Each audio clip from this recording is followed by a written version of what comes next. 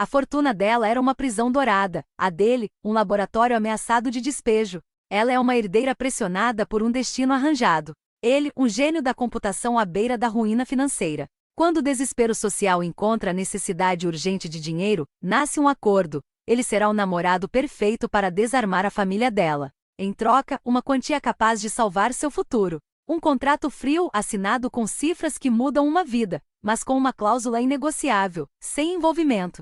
A alta sociedade não perdoa farsas, mas o maior risco não é a exposição. É o preço invisível que se paga quando o teatro do romance começa a parecer perigosamente real. A noite havia se dissolvido em névoa sobre a cidade de São Paulo, mas dentro da mansão Vasconcelos, o ar permanecia denso, saturado pelo perfume residual do salão de eventos Esmeralda. Os passos apressados de Rafael Silva de Castro, de 27 anos, ecoavam no mármore polido enquanto ele seguia Isadora Campos Vasconcelos, de 25 anos, para a sala de estar principal. O primeiro grande evento, a estreia pública do casal, tinha sido uma catástrofe social disfarçada de sucesso. Rafael tirou os óculos de grau e massageou as têmporas. Sua gravata borboleta, emprestada e apertada demais, estava desfeita. Você sabe que a senhora Montezuma perguntou se eu era o garçom, certo? 2 vezes ele disparou, a voz baixa, mas carregada de exaustão lógica. Meu papel de namorado apresentável, segundo o contrato de fachada, está sendo cumprido com o mínimo de dignidade possível, mas é insustentável. Isadora, ainda envolta em um vestido de alta costura que parecia ter custado o orçamento anual de um pequeno país, soltou um suspiro de irritação fria. Ela se serviu de um copo de água, a mão automaticamente tocando o relógio herança familiar em seu pulso, um objeto de ouro e diamantes que pesava mais que apenas metal. Era o peso das expectativas. O contrato exige que você atue, Rafael, não que você se adapte. E a senhora Montezuma é uma víbora, ignore-a.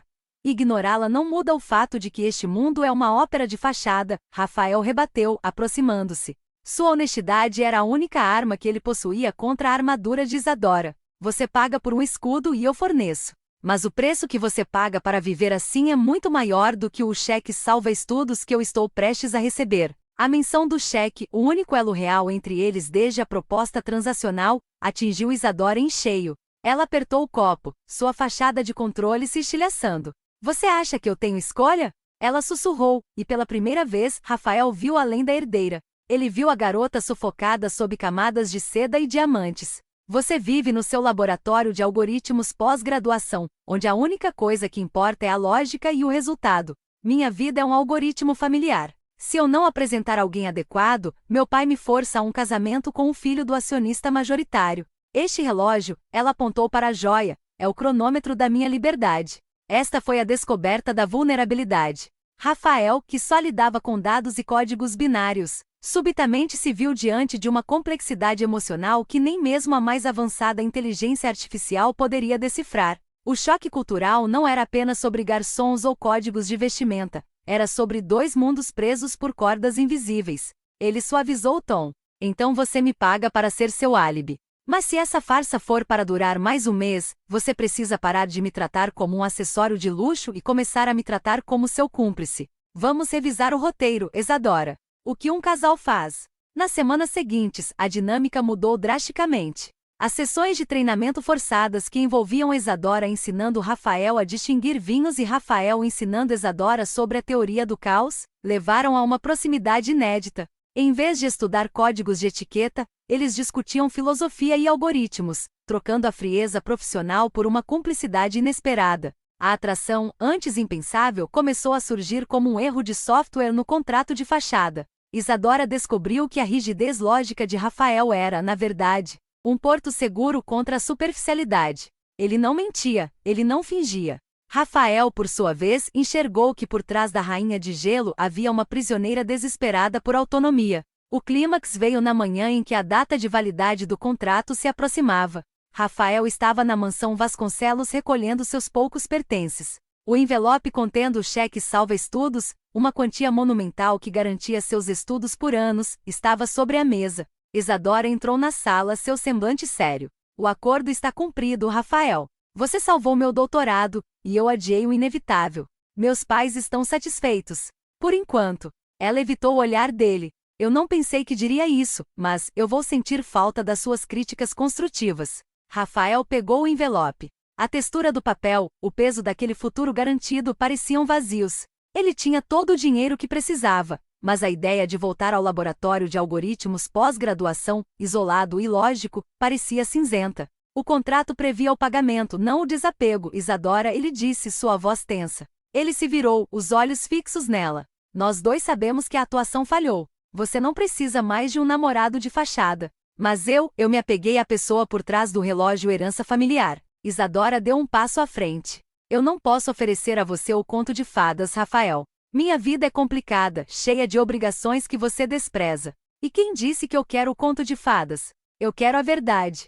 Quero a complexidade que só você me mostrou. Quero a garota que odeia o salão de eventos Esmeralda tanto quanto eu. Rafael rasgou o contrato de fachada e o cheque em pedaços pequenos que caíram como neve no tapete persa. Isadora piscou, chocada. O que você fez? Esse era o dinheiro da sua vida. Era o pagamento pelo fim. E eu não quero o fim, ele respondeu. Eu aceito a sua vida caótica e o seu mundo ridículo. Mas desta vez sem contrato. Sem data de validade. Você quer me salvar? Não me pague. Deixe-me ficar. O silêncio era tão pesado quanto o relógio no pulso dela. Isadora finalmente tirou o relógio e o colocou sobre a mesa, afastando-se do símbolo de sua prisão. Seus olhos, antes frios e calculistas, estavam cheios de lágrimas não derramadas. Isso não vai ser fácil, Rafael. Meu mundo vai te quebrar. Vamos reescrever o código então. Ele sorriu, um sorriso genuíno que jamais caberia nas regras do salão de eventos Esmeralda. Para mim, a única coisa que importa é o que acontece quando a farsa acaba e a lógica falha. É você. E por você eu luto contra qualquer algoritmo. Isadora estendeu a mão, não para um acordo, mas para um toque, e ele assegurou. O contrato tinha se tornado irrelevante. O que começou como uma transação fria se transformava naquele instante em uma possibilidade quente e perigosa, provando que o amor real era, ironicamente, a única coisa em sua vida que não podia ser comprada. O rasgar do contrato de fachada e do cheque salva-estudos não ecoou, mas o silêncio que se seguiu na mansão Vasconcelos carregava o peso de uma explosão. Isadora e Rafael estavam lado a lado, cercados por cacos de um futuro certo. O ato de Rafael foi para Isadora a primeira prova irrefutável de que ele não estava interessado em seu dinheiro ou em seu status, apenas nela. Isadora olhou para a mesa, onde repousava o relógio herança familiar. Ele não aprendia mais. Não enquanto Rafael a olhava com a mesma clareza lógica com que desvendava um código complexo. Você sabe o que isso significa, não sabe? Isadora sussurrou a voz embargada. Significa que não há mais rede de segurança. Se descobrirmos que não funcionamos, você perdeu seu futuro, e eu perdi meu álibi. Nós já descobrimos que funcionamos, Isadora, ele respondeu, a mão firme em seu braço. Tanto nas simulações quanto na vida real a única diferença é que agora, as variáveis são nossas, não impostas pelo seu pai ou por um contrato. É uma equação de risco, eu sei. Mas eu prefiro a complexidade de você à estabilidade de um cheque. O relacionamento deles se moveu da opulência forçada para a autenticidade escondida. As semanas seguintes foram uma experiência de campo para ambos. Isadora se viu frequentando o laboratório de algoritmos pós-graduação, um mundo de canecas sujas, cheiro de café requentado e o zumbido constante de servidores. Ela observava Rafael em seu elemento, despojado da gravata apertada do salão de eventos Esmeralda, a paixão pelo código brilhando em seus olhos. Ela não estava mais ensinando-o a segurar uma taça de vinho, ela estava aprendendo sobre a beleza pura da criação de algoritmos. Um dia, enquanto esperava Rafael terminar uma correção de bug crucial, Isadora se sentou em um banco frio. Ela não estava vestida de alta costura, mas em jeans e um suéter casual que ela roubara de Rafael. Uma colega de laboratório, de cabelos desgrenhados e semblante exausto, parou ao lado dela. Você é a namorada do Rafael, certo? A rica disse a colega, sem malícia, apenas observação. Isadora sorriu, um sorriso genuíno, que raramente aparecia na mansão Vasconcelos. Eu sou Isadora. E sim, namorada do Rafael. Naquele momento, Isadora entendeu o valor incalculável que havia rasgado.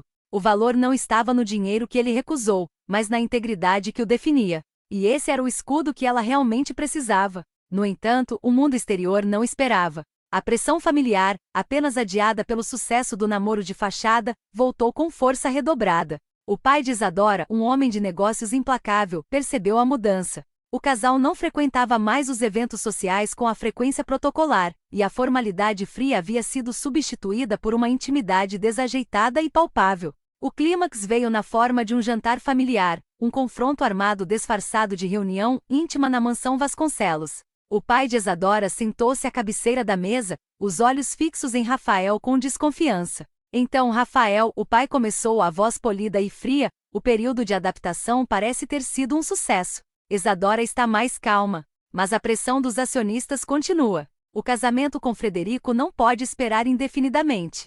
Temos um acordo de fusão em jogo. Isadora engoliu em seco. Ela esperava essa conversa, mas não ameaça aberta. Pai, eu já disse, eu e Rafael estamos sérios. Não há necessidade de casamento arranjado. Isadora interveio, sua voz ligeiramente trêmula. O pai a ignorou, focando em Rafael. Jovem, sejamos francos. Sua bolsa de estudos estava em risco. Minha filha lhe ofereceu uma solução temporária. Você já cumpriu sua parte do trato, eu presumo? O silêncio na sala era tão cortante quanto os talheres de prata. Rafael olhou para Isadora, que o implorava silenciosamente para mentir, para manter a fachada. Mas mentir não estava no algoritmo de Rafael. Não há mais trato, senhor, Rafael declarou, sua honestidade brutal preenchendo o vazio. O contrato acabou. Eu o rasguei.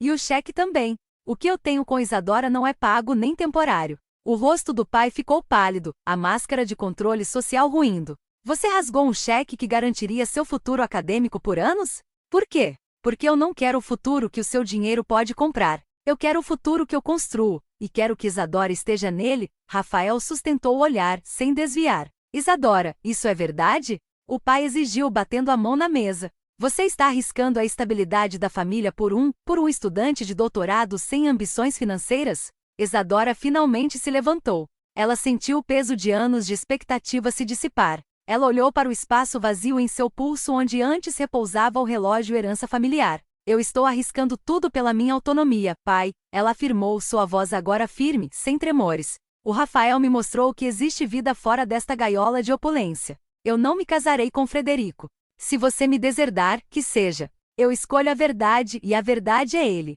O pai respirou fundo, a derrota misturada com uma raiva fria. Você acabou de tomar a decisão mais estúpida e cara da sua vida, Isadora. Não espere que eu a receba de volta. Nós não vamos voltar, Isadora disse, e pela primeira vez na mansão Vasconcelos, ela se sentiu livre. Ela pegou Rafael pela mão, conduzindo-o para fora da sala de jantar, sob o olhar fixo e furioso de seu pai. Eles saíram da mansão Vasconcelos, deixando para trás o palco da farsa e do controle. As luzes de São Paulo pareciam mais brilhantes, mais caóticas e ironicamente mais reais do que nunca. Eles estavam na rua, sem um plano claro, mas com uma certeza inédita. Rafael, o homem que trocou a segurança financeira pela paixão. Isadora, a mulher que trocou o conforto hereditário pela incerteza da verdade. Para onde vamos agora, gênio? Ela perguntou, um sorriso surgindo em seu rosto. Para onde a lógica falhar e a cumplicidade nos guiar, Isadora? Para o nosso próprio algoritmo, ele respondeu, apertando sua mão. O amor, que não havia sido previsto em nenhuma cláusula do contrato de fachada, havia reescrito o código de suas vidas, provando que algumas transações simplesmente não têm preço. Eles não precisavam mais de um escudo, eles tinham um ao outro. A noite de São Paulo os engoliu no segundo em que o portão de ferro forjado da mansão Vasconcelos se fechou atrás deles. Isadora estava de pé na calçada, sentindo o asfalto sob os sapatos de grife. Era a primeira vez em sua vida que ela estava desamparada, e a sensação não era de terror, mas de um alívio intoxicante. Ela apertou a mão de Rafael. Ele era seu mapa agora, e o único código de conduta que importava era a honestidade que ele havia defendido. Nós temos um problema de otimização de recursos, Isadora, Rafael declarou, a voz calma, ignorando o peso do ambiente. Nossas variáveis de luxo acabaram de ser zeradas. Precisamos de um lugar seguro e minimamente funcional para passar a noite. Isadora riu, uma risada que parecia rouca e real, diferente dos risos educados que praticava no salão de eventos Esmeralda. Gosto do minimamente funcional. Onde você costuma ficar quando o algoritmo do sono falha? Ele sorriu de volta. Geralmente no laboratório. É frio, mas tem café e acesso irrestrito a dados. Não é mansão Vasconcelos, mas é o meu centro de controle. O laboratório de algoritmos pós-graduação, que antes lhe parecia um bunker acadêmico com cheiro de pizza fria, agora era seu único destino viável. Pegaram um táxi, uma transação que, para Isadora, era infinitamente mais honesta do que qualquer jantar diplomático que ela havia suportado. Chegando ao polo universitário, Rafael usou seu cartão de acesso, e os dois entraram em um corredor iluminado por luzes fluorescentes. O laboratório estava deserto, exceto pelo zumbido constante dos servidores e o brilho azulado das telas. Isadora observou Rafael acender uma luz de leitura fraca sobre sua mesa desordenada. Havia livros empilhados precariamente, anotações rabiscadas e a caneca suja que a colega havia mencionado. Era o caos produtivo de um gênio. Sinta-se em casa, ele disse, apontando para uma cadeira de escritório ergonomicamente questionável. Minha casa agora tem vista para um mural de equações complexas, Isadora brincou, mas a frase carregava um tom sério. Ela retirou o casaco fino. A elegância forçada se desfazia junto com a formalidade de seu ambiente anterior. Rafael pegou uma manta de microfibra, daquelas que os estudantes usavam nas longas noites de programação, e a estendeu sobre o único sofá pequeno do canto. Sei que não é o seu colchão de seda egípcia, ele começou, mas é limpo. Eu vou ficar por aqui, monitorando o sistema. Isadora caminhou até ele, a mão deslizando suavemente por seu ombro. Não fuja para os seus códigos, Rafael. Nós acabamos de queimar nossas pontes juntos. Você pode me encarar por um momento? Ele se virou, e a paixão que ela vira por trás dos óculos no momento da proposta transacional estava agora ali, desarmada e vulnerável. Eu não estou fugindo, Isadora. Estou apenas processando. Você perdeu tudo que era familiar em nome da nossa verdade. É um risco que eu não posso calcular e nem pagar de volta. Você já pagou, Rafael.